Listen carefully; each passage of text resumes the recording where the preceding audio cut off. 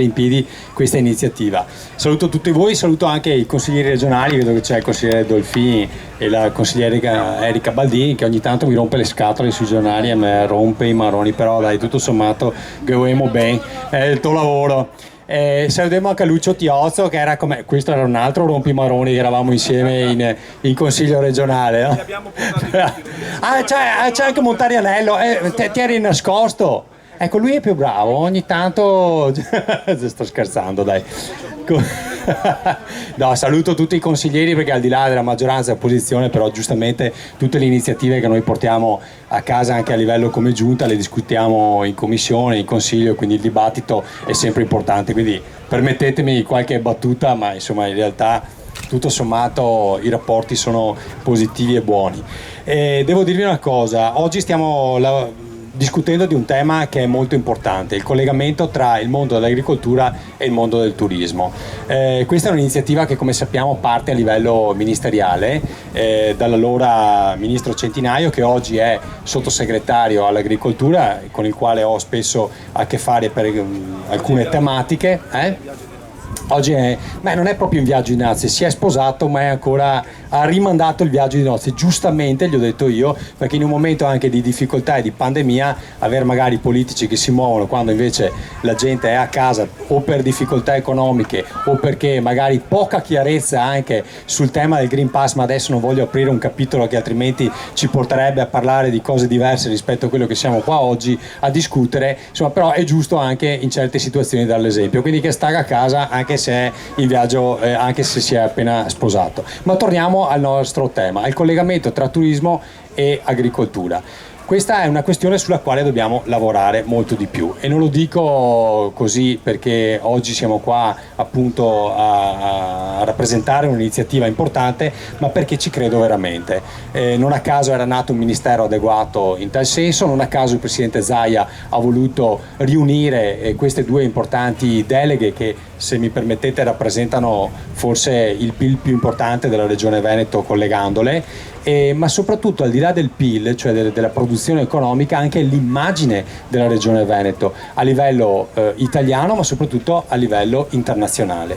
Quindi secondo me è arrivato il momento oggi che anche il mondo, ne discutevamo prima anche in sede privata tra di noi con Berton, con Leonardo e con Passalini prima, è arrivato il momento di mettere in atto, in pratica alcune iniziative di collegamento, perché tutti si riempiono un po' la bocca di queste cose, però alla fin fine vedo che molto spesso c'è ancora un po' di diffidenza reciproca tra questi due mondi. In realtà sono molto collegati. Se pensate che il 25% dei turisti internazionali oggi si muove anche legato a una motivazione legata anche al mangiare bene e al bere bene, capite bene che questa situazione noi la dobbiamo valorizzare. Pensiamo al mondo della pesca. Io per esempio non ho la delega alla pesca, c'è la mia collega Colazzari, però tutto il tema dell'ittiturismo è fondamentale, quindi significa mangiare bene, ma significa dare anche un servizio, dare anche quelle emozioni, dare anche quei prodotti turistici alternativi che noi dobbiamo garantire al turista.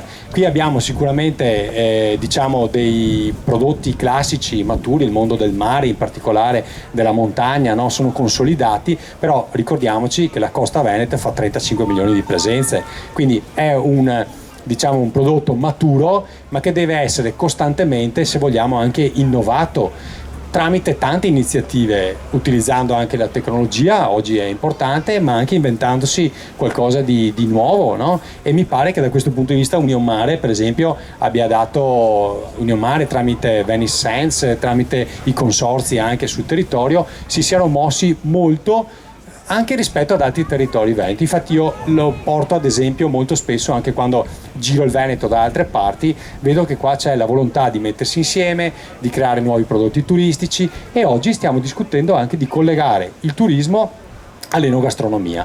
Questo è un passaggio fondamentale che dobbiamo fare, e lo dobbiamo fare utilizzando anche quel marchio che è The Land of Venice, Veneto, The Land of Venice, che deve diventare il brand non soltanto dal punto di vista turistico, ma il brand di promozione anche dei prodotti agricoli. Tant'è vero che stiamo facendo anche degli accordi addirittura con la grande distribuzione, e quando dico questo so che c'è qualcuno che si tappa un po' le orecchie perché non sempre piace il tema della grande distribuzione, però purtroppo o per fortuna, dipende dai punti di vista, gran parte dei nostri consumatori è lì che vanno a fare la spesa. Allora è anche lì che dobbiamo veicolare i nostri prodotti tipici.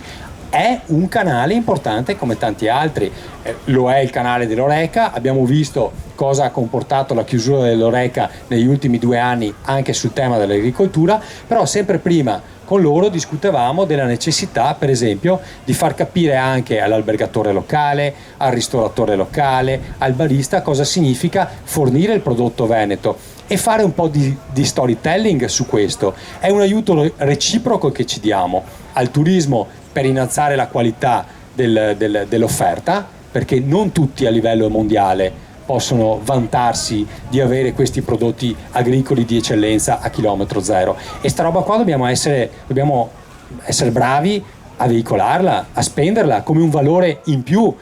Cioè, per quale motivo noi dobbiamo attirare un turista straniero a venire a fare le proprie vacanze qua? Sui servizi e su quel plus in più che noi possiamo dare, perché non me ne voglia nessuno di voi, ma non è che noi possiamo spendere il nostro mare come uno dei migliori al mondo, non è così. Sicuramente ha le bandiere blu, sicuramente non è un mare inquinato, e questo già è una gran cosa da spendere, però sicuramente non possiamo competere magari, no, con le acque cristalline di qualche altra situazione, sia in Italia che all'estero. Allora dov'è che dobbiamo spingere? Sui servizi, su far capire che qui si fa una vacanza sicura anche dal punto di vista sanitario, si fa una vacanza inclusiva, e su questo devo ringraziare anche appunto Union Mare e Venice Sense per tutte le iniziative che hanno avuto anche da questo punto di vista. Oggi abbiamo la costa più lunga e più inclusiva d'Italia, con le bandiere blu, con le bandiere arancioni, tutte queste cose qua però le dobbiamo comunicare, e il passo successivo che dobbiamo fare è collegare il tema dei nostri prodotti tipici. Qua si mangia bene, si mangia di qualità, non solo di gusto ma anche di sicurezza alimentare, che è un altro tema fondamentale da dire. E su questo però abbiamo bisogno di fare un accordo tra turismo e il mondo dell'agricoltura, questa è la verità, e abbiamo bisogno di creare un tavolo permanente tra il mondo del turismo e il mondo dell'agricoltura, per cui ci sia una collaborazione reciproca che porta benessere da una parte e dall'altra, perché la sensazione che ho avuto io ad oggi è che noi ci riempiamo la bocca di queste cose, però un po' di diffidenza di sottofondo c'è, e non è giustificata. Questa diffidenza la dobbiamo, eccola, bravo, questo è quello che volevo, facciamo un applauso.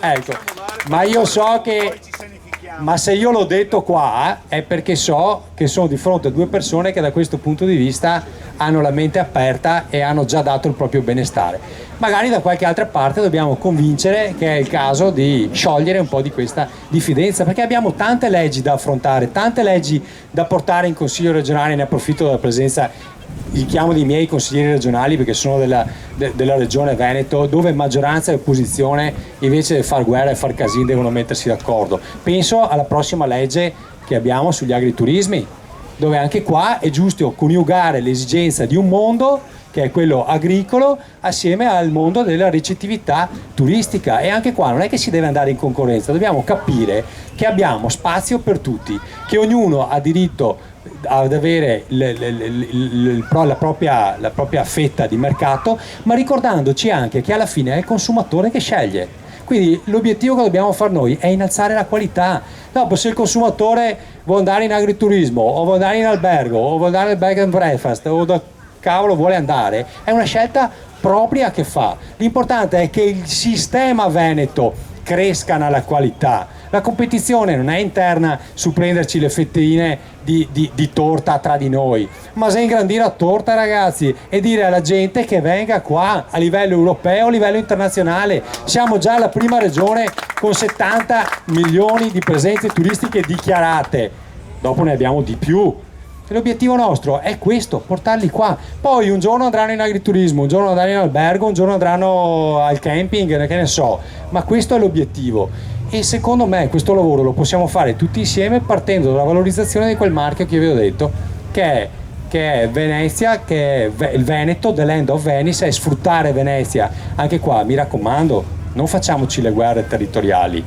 Venezia è un bene per tutto il Veneto, dobbiamo comunicarlo bene e far capire che dietro a Venezia c'è un territorio, c'è Chioggia che è vicina, c'è tutto il litorale, ci sono le montagne di Venezia che sono le nostre Dolomiti, ci sono le terme di Venezia che sono a Abano e Montegrotto, ma voi pensate che a un turista internazionale capisca le differenze nostre, capisca le gelosie interne? Questi che sono abituati a fare centinaia di chilometri. Cavallino Treporti è Venezia, non è in contrapposizione, ma anche Rosolina Mare, dobbiamo vendere tutto l'insieme. A livello internazionale voi dovete tener conto che questi qua sono abituati, pensate a un cinese o un americano che è abituato a fare 6 ore di aereo per passare da una costa all'altra del suo stesso paese. Ma voi pensate che per lui sia un problema da Venezia andare fino a Verona, che sono quanti? 120 km, 130? Ma di cosa stiamo parlando?